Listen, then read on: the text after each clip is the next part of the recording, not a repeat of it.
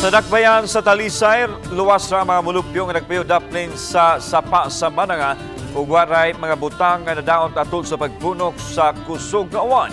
Si Femari Dumabok sa report. Sa pagbunok sa kusog nga uwan sa miaging Biyernes sa hapon, nagkanilaing mga barangay sa dakbayan sa Talisay, Sugbo, ilabi na sa Mandawi ang grabing apektado.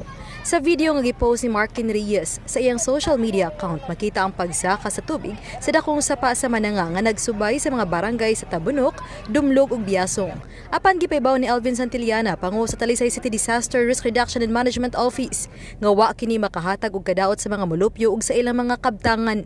Now, ang sa Talisay, wala ra siya mo overflow jud ang tubig. Igo ra gyud siya na namaba gyud sa toang kasapaan, which is why wala may evacuees. Laing gipaybaw ni Santillana nga way mga mulupyo sa apektadong mga barangay di nagsubay ang Mananga River nga na-evacuate. Iya hinuong gipasabot nga kanuning andam ang disaster team ug nagbantay sa level sa tubig. Ang amo ang kwan kanang gauge nga kung basa na gali na yung tiil,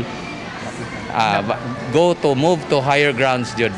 Usa sa paningkamutan sa City Disaster, mato di Santillana, ang paglakip na sa 14 milyones pesos nga gahin sa annual budget sa sunod tuig alang sa early warning device. Samtang gusto mang abagan sa Talisay City Disaster ang dakbayan sa Mandawi sa miaging Biyernes, apan gipasabot ni Santillana nga limitado ra kaayo ang mga personnel sa disaster team ug padayon usab silang naniid sa pagsaka sa tubig sa sapa.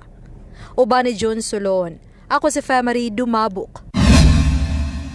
Balitang Bisdak.